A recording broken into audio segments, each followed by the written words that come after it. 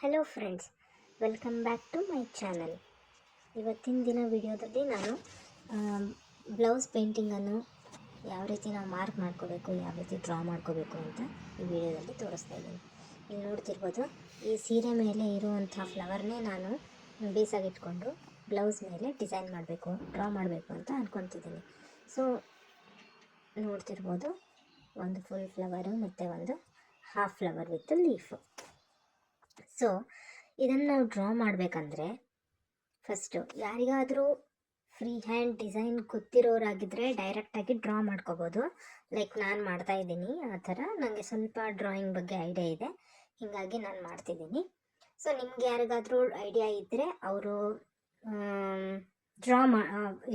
ಡೈರೆಕ್ಟಾಗೆ picture ಮೇಲೆ ಅಥವಾ ಏನು ಡಿಸೈನ್ ಮಾಡ್ಬೇಕು ಅಂದ್ಕೊಂಡಿದ್ದೀರಿ ಅದನ್ನು ಡೈರೆಕ್ಟಾಗಿ ನೀವು ಬ್ಲೌಸ್ ಮೇಲೆ ಪ್ಯಾಟರ್ನ ಡ್ರಾ ಮಾಡ್ಕೋಬೋದು. ಅಥವಾ ನಮಗೆ ಗೊತ್ತಿಲ್ಲ ಅನ್ನೋರಿದ್ದರೆ ಅದನ್ನು ಟ್ರೇಸಿಂಗ್ ಪೇಪರ್ ಮೇಲೆ ಟ್ರೇಸ್ ಮಾಡಿಕೊಂಡು ಅದನ್ನು ನೀವು ಡ್ರಾ ಮಾಡ್ಕೋಬೇಕು. ಯಾರಿಗಾದರೂ ಗೊತ್ತಿಲ್ಲ, ನಿಮಗೆ ಯಾವ ಥರ ಟ್ರೇಸ್ ಮಾಡ್ಕೋಬೇಕು ಅಂತ ನಿಮ್ಗೇನಾದರೂ ತಿಳ್ಕೋಬೇಕು ಅಂತಿದ್ರೆ ನನಗೆ ಪ್ಲೀಸ್ ಕಮೆಂಟ್ ಸೆಕ್ಷನಲ್ಲಿ ಕಮೆಂಟ್ ಮಾಡಿರಿ.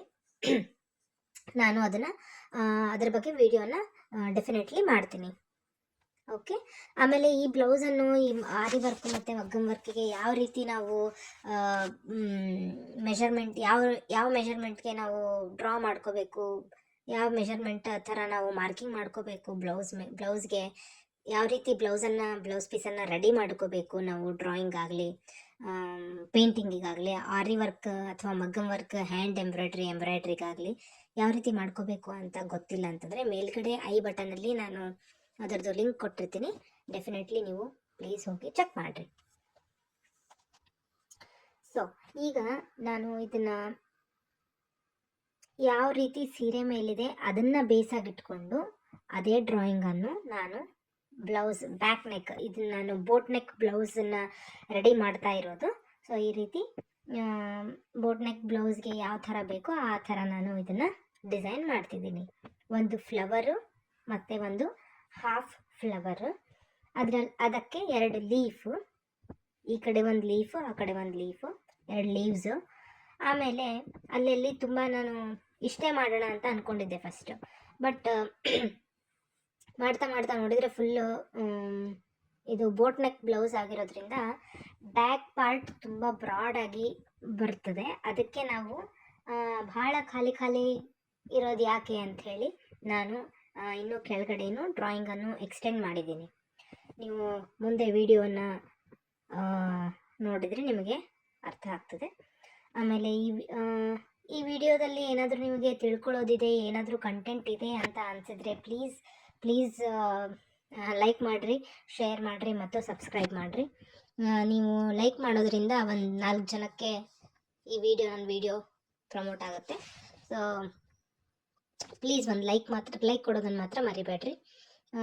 ಇನ್ನು ಇದೇ ಥರ ನಾನು ನಮ್ಮ ಬ್ಲೌಸ್ಗಳನ್ನು ನಾವೇ ಯಾವ ಥರ ಡಿಸೈನ್ ಮಾಡ್ಕೋಬೇಕು, ನಮ್ಮ ಬ್ಲೌಸ್ಗಳನ್ನ ನಾವೇ ಯಾವ ಥರ ಹೊಲ್ಕೋಬೇಕು ಅನ್ನೋದ್ರ ಬಗ್ಗೆನೂ ನಾನು ವಿಡಿಯೋ ಮಾಡಬೇಕಂತ ಅಂದ್ಕೊಂಡಿದ್ದೀನಿ. ಈಗ ಆಲ್ರೆಡಿ ನಾನು ಬ್ಲೌಸನ್ನು ಯಾವ ರೀತಿ ಮಾರ್ಕ್ ಮಾಡಿಕೊಂಡು ಯಾವ ರೀತಿ ಸ್ಟಿಚ್ ಮಾಡಬೇಕು ಅನ್ನೋದ್ರ ಬಗ್ಗೆ ವಿಡಿಯೋನ ಮಾಡಿದ್ದೀನಿ. ಸ್ಟಿಚಿಂಗ್ ಬಗ್ಗೆ ಹಾಕಿಲ್ಲ ಇನ್ನೂ, ಜಸ್ಟ್ ಬಟ್ ಇದು ಹಾಕಿದ್ದೀನಿ, ಮಾರ್ಕಿಂಗ್ ಯಾವ ರೀತಿ ಮಾಡ್ಕೋಬೇಕು. ವೆರಿ ಈಸಿ, ಬಿಗಿನರ್ಸ್ ಫ್ರೆಂಡ್ಲಿ ಆಗಿರೋವಂಥ ಬ್ಲೌಸ್ ಮಾರ್ಕಿಂಗನ್ನು ನಾನು ಹೇಳ್ಕೊಟ್ಟಿದ್ದೀನಿ. ನಿಮಗೆ ಯಾರಿಗಾದರೂ ಮನೆಯಲ್ಲೇ ಹೊರಗಡೆ ಕೊಡೋದು ಬೇಡಪ್ಪ, ಮನೆಯಲ್ಲೇ ಕುತ್ಕೊಂಡು ಮಾಡಬೇಕು, ನಮ್ಮ ಬ್ಲೌಸನ್ನು ನಾವೇ ಹೊಲ್ಕೋಬೇಕು ಅನ್ನೋರು ಯಾರಾದರೂ ಇದ್ದರೆ ನನ್ನ ವೀಡಿಯೋಸ್ನ ನೋಡಿ ನೀವು ಕಲ್ಕೋಬೋದು. ಯಾಕಂದರೆ ನಾನು ಕೂಡ ನಾನೇನು ಟೇಲರ್ ಅಲ್ಲ, ಬಟ್ ನನ್ನ ಬ್ಲೌಸಸನ್ನು ನಾನೇ ಹೊಲ್ಕೋಬೇಕು ಅನ್ನೋ ಒಂದು ಥಾಟ್ ನನಗೆ ಬಂತು. ಯಾಕಂದರೆ ಸ್ವಲ್ಪ ನನಗೆ ಸ್ಟಿಚಿಂಗ್ ಬಗ್ಗೆ ಒಂದು ಸ್ವಲ್ಪ ಐಡಿಯಾ ಇತ್ತು. ಅದೇ ರೀತಿ ನಾನು ಯೂಟ್ಯೂಬಲ್ಲಿ ರಿಸರ್ಚ್ ಮಾಡಿ ಆ ವಿಡಿಯೋ ತುಂಬ ಒಂದು ವಿಡಿಯೋನ ಅಂತಲ್ಲ, ಎಷ್ಟೊಂದು ವಿಡಿಯೋಗಳನ್ನ ನಾನು ಫಾಲೋ ಮಾಡಿ ಇವಾಗ ನಾನು ಒಂದು ಪರ್ಫೆಕ್ಟ್ ಬ್ಲೌಸನ್ನು ಹೊಲ್ಕೊಳ್ಳೋಷ್ಟಾಗಿದ್ದೀನಿ. ಅದೆಲ್ಲ ಕ್ರೆಡಿಟ್ ಯೂಟ್ಯೂಬ್ಗೆ ಹೋಗಬೇಕು. ಯೂಟ್ಯೂಬ್ ಅಂದರೆ ಒಂದು ಎಷ್ಟು ಒಳ್ಳೆ ಪ್ಲ್ಯಾಟ್ಫಾರ್ಮ್ ಅಂದರೆ ಏನು ಬೇಕಾದರೂ ಯೂಟ್ಯೂಬ್ನ ನೋಡ್ಕೊಂಡು ಏನು ಬೇಕಾದರೂ ಮನೆಯಲ್ಲೇ ಕುತ್ಕೊಂಡು ಕಲಿಬೋದು. ಆ ಥರ ಒಂದು ಪ್ಲ್ಯಾಟ್ಫಾರ್ಮ್ ಯೂಟ್ಯೂಬು. ಅದಕ್ಕೆ ನಾನು ಯಾವ ಥರ ಯೂಟ್ಯೂಬ್ ನೋಡಿ ಕಲ್ತ್ಕೊಂಡಿದ್ದೀನಿ, ಅದೇ ರೀತಿ ನೀವು ನನ್ನ ಫ್ರೆಂಡ್ಸ್ ಎಲ್ಲರೂ ನೀವು ಆ ಥರ ನೋಡಿ ಕಲಿಬೋದು. ನಾನೇ ಮಾಡಿದ್ದೀನಿ ಅಂತಂದರೆ ನಿಮಗೆ ಮಾಡೋಕ್ಕಾಗಲ್ವಾ, ಅದೇ ರೀತಿ.